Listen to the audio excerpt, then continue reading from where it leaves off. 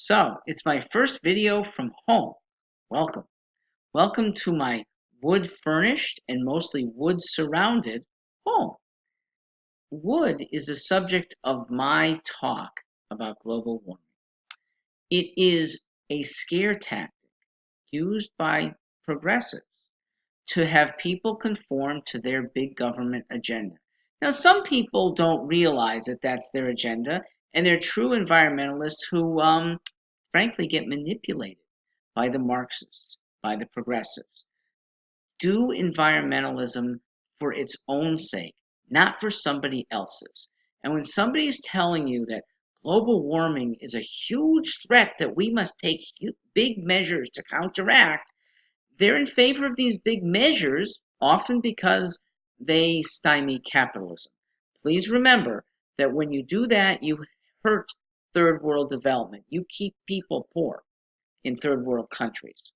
The best preserver of our environments, wood, for example, is capitalism.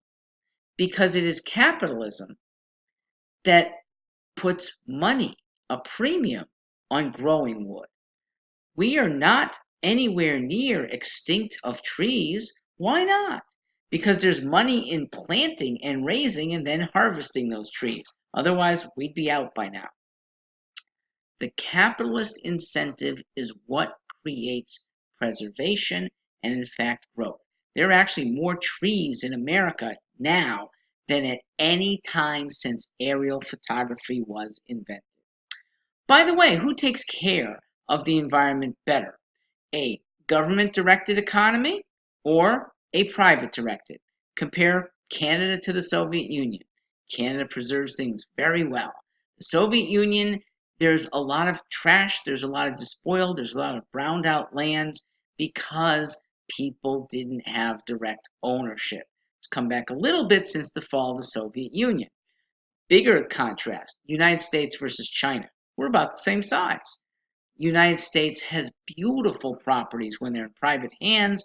China has despoiled rivers, lakes that you wouldn't want to swim in. It's not even close. America has had an improved environment for the last 40 years. And it's not because of EPA, it's because of technology that can clean things up better. Please don't be scared of global warming. It is overwhelmed by a single act of God. Okay, a 3-degree rise over a generation. That's the worst at the outset. That's the worst estimate we have.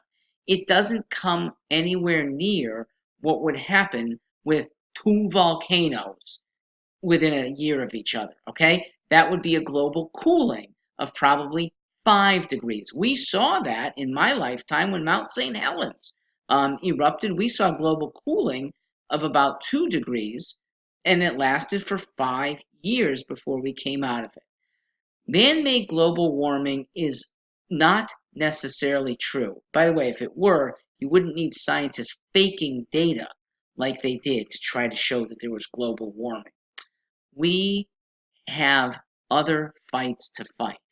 And in case the temperature rises 1 degree in a decade, it's 57 instead of 58. Hardly noticeable, but to the extent it is, we are good at making technology to have better clothing, to have better air conditioning.